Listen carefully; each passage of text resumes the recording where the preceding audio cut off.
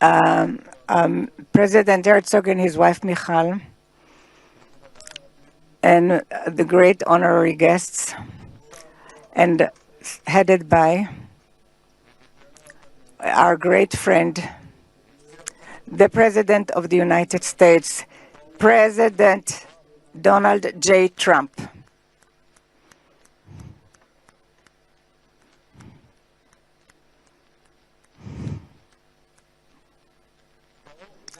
Welcome to Jerusalem, our eternal capital. Welcome to Israel in this moving day, exciting day that will be inscribed in the history, on the annals of Israel. And you too, Mr. President, will be inscribed in the history of our nation. And you are already inscribed in the history of the world. And we remember our friends. We know your part, your important part, and the determined part of the return of the hostages in this day,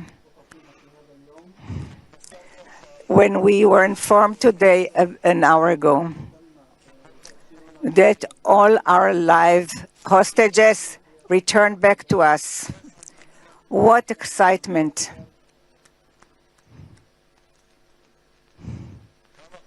How long we've waited for this moment, and we have committed to return everyone. And I want to thank you personally and on behalf of the whole nation. Thank you, Mr. President, President Trump.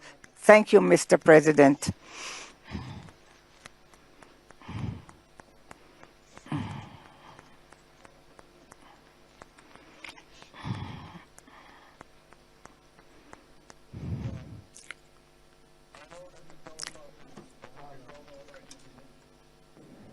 But I'm not sure about the translation. So I'll say words in English.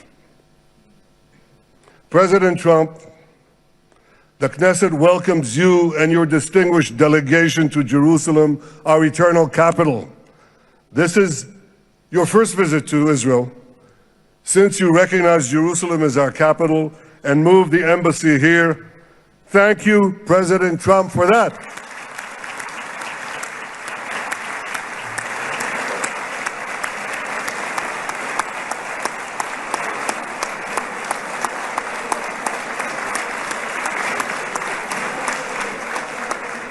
There are many other reasons to thank you since your last visit here.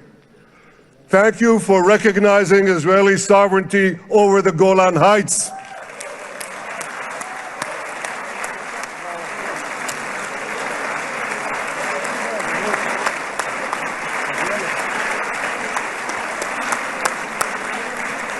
Thank you for standing up to the lies against Israel in the United Nations.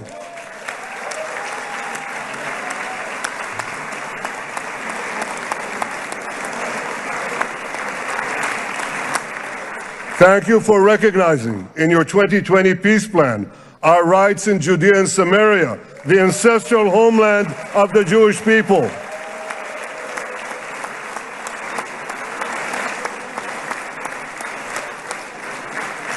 Thank you for brokering the historic Abraham Accords. Avraham, Eskemei Avraham.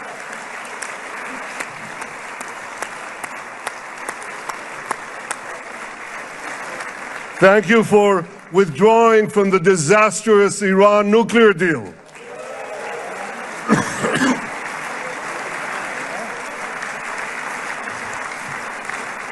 Thank you for supporting Operation Rising Lion and for your bold decision to launch Operation Midnight Hammer. Boy, is that, you got to hear this.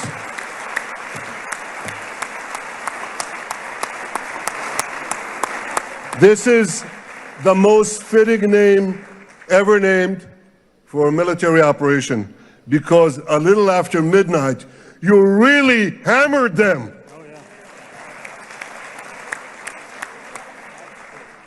My friends, this is only a partial list.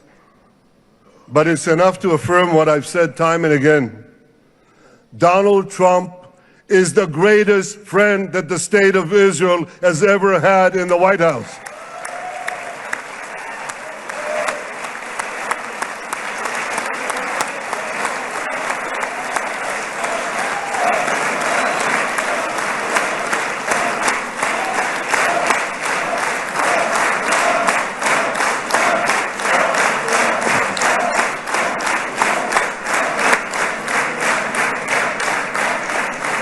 No American president has ever done more for Israel.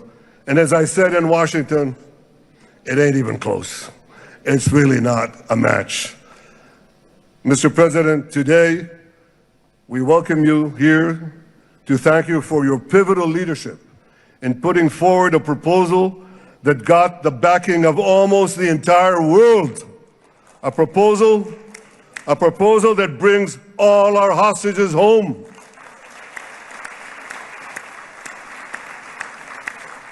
A proposal that ends the war by achieving all our objectives. A proposal that opens the door to an historic expansion of peace in our region and beyond our region. Mr. President, you are committed to this peace. I am committed to this peace. And together, Mr. President, we will achieve this peace. We've done it before. We've done it before in the Abraham Accords, and we'll do it again. Mr. President, today the Jewish calendar marks the end of 2 years of war. That war began on October 7th, on the Jewish festival of Simchat Torah. You always tell me, and you tell the world, remember October 7th. Mr. President, we remember. We remember the thousands of Hamas terrorists who stormed into our towns and kibbutzim. We remember the 1,200 people Hamas savagely slaughtered in cold blood, including dozens and dozens of Americans. We remember entire families burnt alive as they embraced each other. We remember the beautiful young Israelis brutally gunned down at the Nova Music Festival. We remember the hundreds of our citizens who were dragged into the dungeons of Gaza, including 12 Americans, men and women, young and old, babies, and elderly Holocaust survivors. My friends, Mr. President, Donald, these monsters take babies as hostages. In response to this barbaric attack on October 7th, Israel did what it had to do. With indomitable courage, we set out to defend our people, to defeat our enemies, and to release our hostages. Our heroic soldiers fought like lions. They fought on the front lines of civilization and barbarism. Israel achieved amazing victories over Hamas and the entire Iran terror axis. Sinwar, Dev, Hania, Nasrallah, Assad, they're all gone.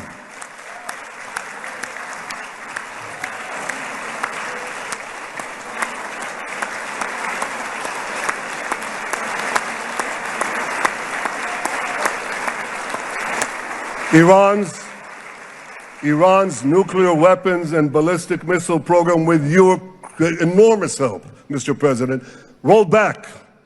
Half the Houthi leadership wiped out. But the price of this victory, the price of these victories, has been heavy. Nearly 2,000 of Israel's finest were lost, nearly half in battle. They left behind parents, spouses, siblings, and children. Their love and laughter, their promise and potential were lost forever. To the families of our fallen fighters, many of them are here, I say, I know the depth of your pain. I know the inconsolable grief that will accompany you for the rest of your lives. The State of Israel bows its head in eternal gratitude to our fallen heroes. Because of these heroes, our nation will survive. Because of these heroes, our nations will thrive. And because of these heroes, our nation will have peace. Mr. President, thousands of our brave soldiers were also wounded, suffering terrible blows to body and soul. Brave soldiers like Ari Spitz. Ari is an American. Ari is an American Israeli who was injured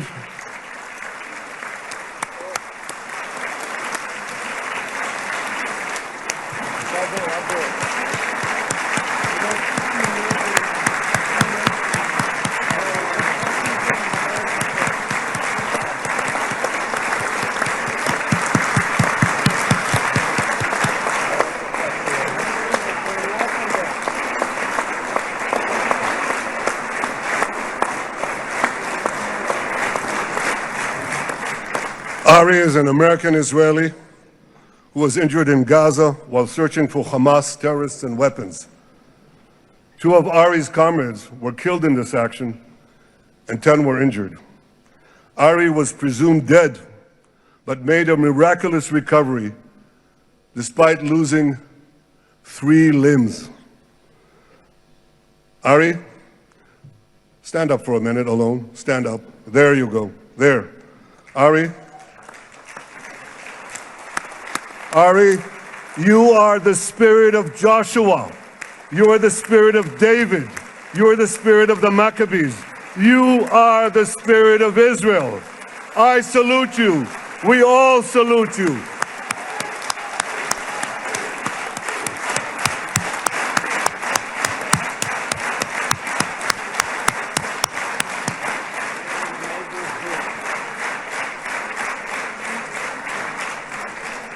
Sabine Tassa of Kibbutz Netiv HaAsara is watching us today from the Israeli consulate in Los Angeles.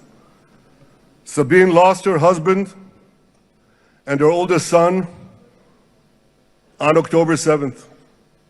She is the mother of 3 other boys. 2 of them, Koren and Shai, witnessed their father jump on a Hamas grenade to save his 2 sons. We all saw the film of those 2 boys crying out in pain, "Father is dead. Why?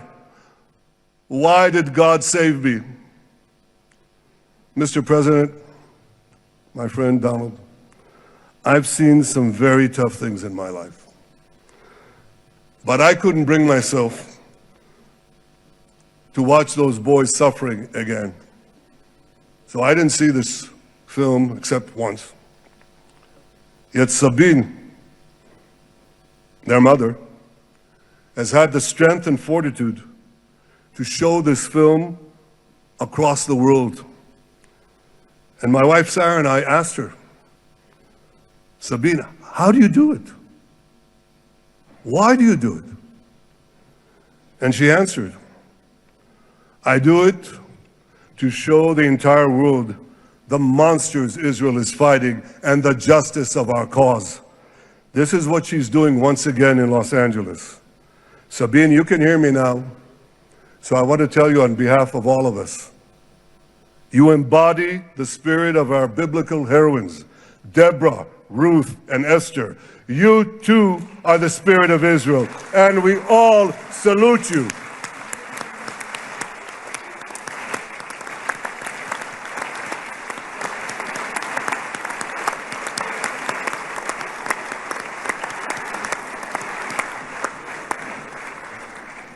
Mr. President, you asked me on our many conversations during the 12-day war with Iran, you asked me, how are the people holding up? And I said to you, our people are strong. Israelis are a nation of lions with unlimited resolve to defend our country and secure our future. The people give strength to our soldiers, and the people give strength to me and to my colleagues. The Jewish people have risen from the ashes time and again, but when we formed the State of Israel and the Army of Israel, we pledged never again would be defenseless against our enemies. And that resolute strength not only assures our survival, it assures our future, it assures peace.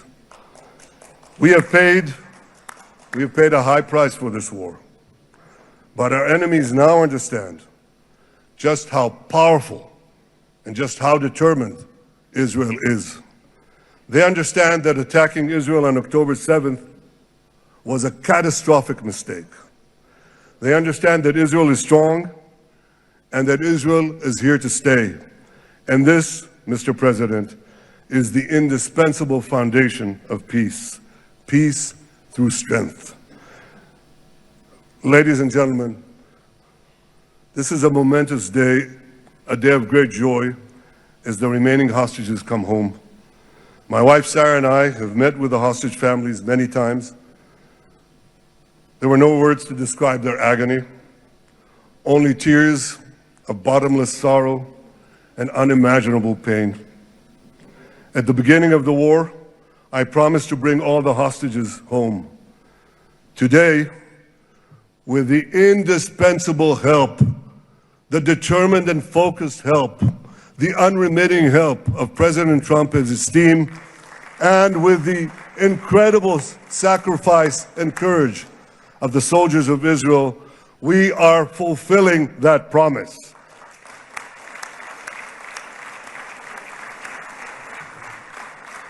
It has been a long journey to get here. In the first week of the war, our brave soldiers put military pressure on Hamas, and the international community put diplomatic pressure on them. This enabled us to secure the release of over 100 hostages. In heroic rescue attempts behind enemy lines, Israel's special forces rescued 8 live hostages and brought back the remains of dozens more. But as time went on, we all know what happened. The diplomatic pressure was turned on its head. More and more governments bought into Hamas's false propaganda. More and more governments succumbed to anti-Semitic mobs in their own countries. They just turned on Israel. They called for us to surrender to Hamas demands, just leave Gaza immediately, they said, end the war without committing to disarm Hamas, without committing to demilitarize Gaza. Had Israel succumbed to those demands, not only would Sinwar, Nasrallah, Assad, and Iran's missile and nuclear program remain intact. Not only that, because in no time, the Hamas killers would be back on the border fence, ready to repeat the horrors of October 7th again and again, as they vowed to do. But just at that point of maximum pressure on Israel, a man named Donald J. Trump was elected President of the United States.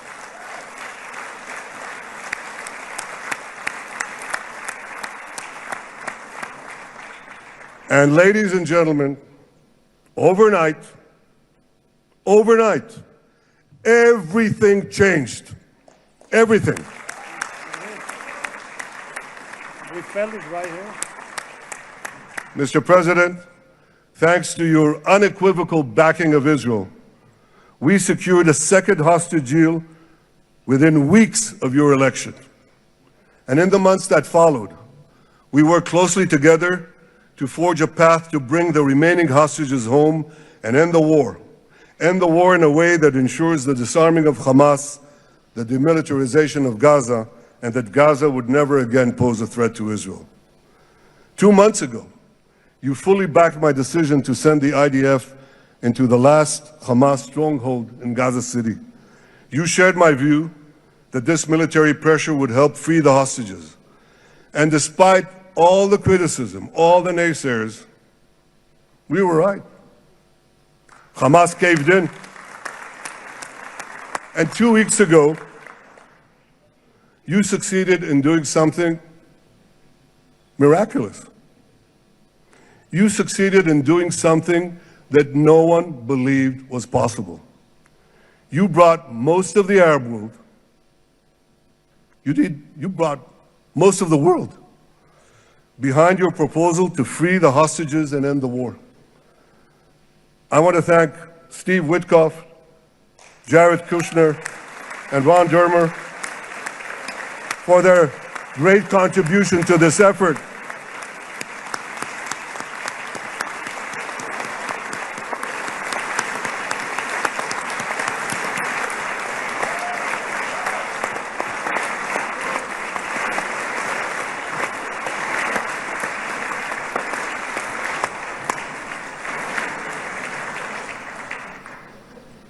And I want to thank our negotiating team. I believe that the close cooperation between the two of us, between our two nations, combining Israel's military pressure and President Trump's unmatched global leadership. I have to tell you, I've seen a lot of American presidents. I've seen them all in the time that I've been here, and I've been here quite a lot of time. I've never seen anyone move the world so quickly, so decisively, so resolutely as our friend President Donald J. Trump.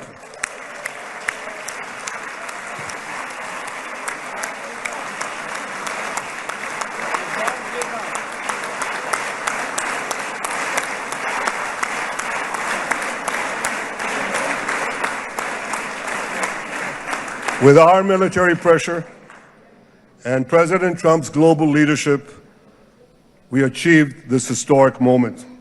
It's a moment of indescribable joy as our nation embraces our sons who are coming home. Mr. President, this week, Jews around the world are going to read the book of Ecclesiastes, Kohelet, in the Bible.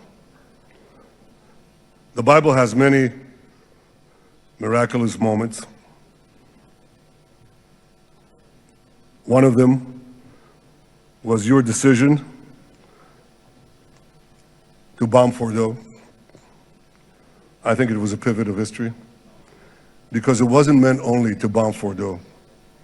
That action and your previous action of taking out Qasem Soleimani, the architect of death, I think that changed the balance of power in the world. You brought America back again to the driver's seat.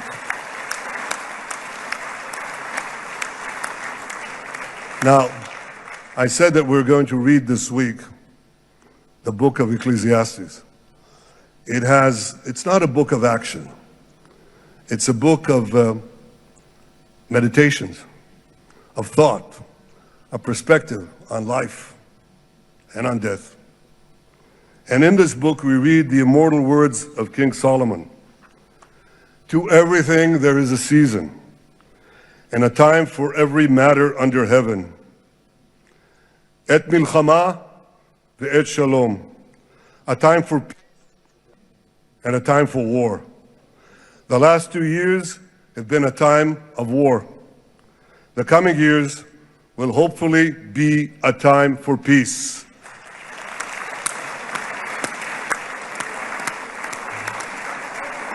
Peace inside Israel and peace outside Israel.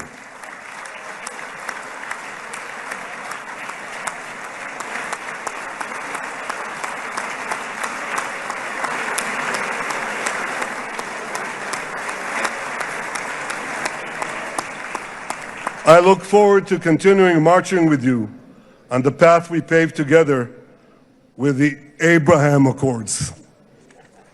Under your leadership, we can forge new peace treaties with Arab countries in the region and Muslim countries beyond the region.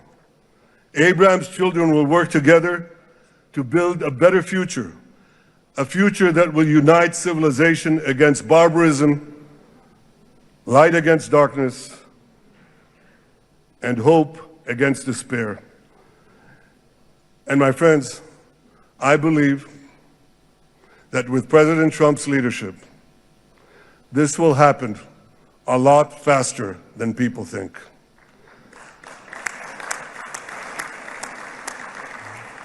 As Prime Minister of Israel, I extend my hand to hold those who seek peace with us.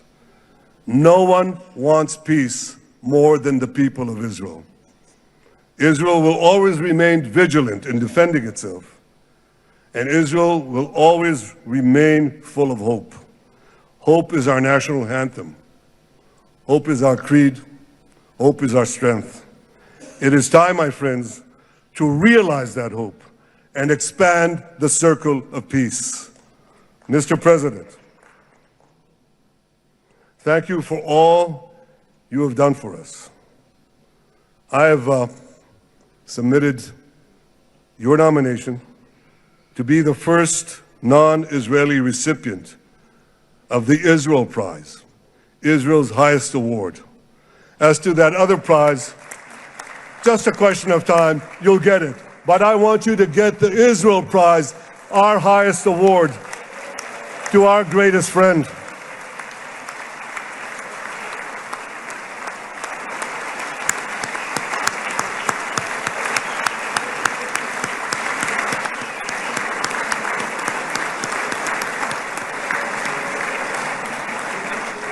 When others were weak, you were strong. When others were fearful, you were bold. When others abandoned us, you stood by our side. On behalf of the government and people of Israel, I thank you for your extraordinary friendship. Thank you for helping bring our hostages home. Thank you for supporting Israel's march to victory. Thank you for paving a path to peace. מכובדי נשיא ארצות הברית, ידידי דונלד. Honorary President, welcome to Israel. Welcome to Jerusalem. Welcome in this exciting day that brought us to this day. May God bless America, may God bless Israel, and may God bless the covenant between our two promised lands. Thank you, Mr. President.